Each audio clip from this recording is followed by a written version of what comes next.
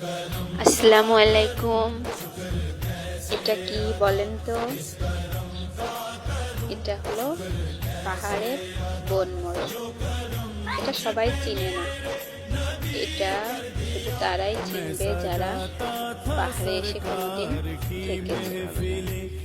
আমি থাকি খাগড়াছড়ি জেলার গুইমারা থানাতে। এটা একটা প্রজেক্ট, ব্রয়লার মুরগির প্রজেক্ট। এখানে আমরা থাকি পাহাড়ের উপরে।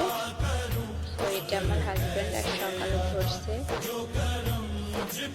এটা অনেক সুন্দর। এটা প্রায় 1.5 কেজি ওজন হবে।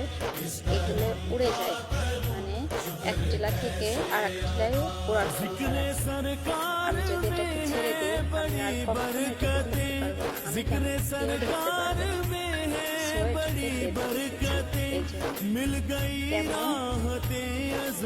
এটা কমেন্ট করে জানাবেন। আল্লাহ।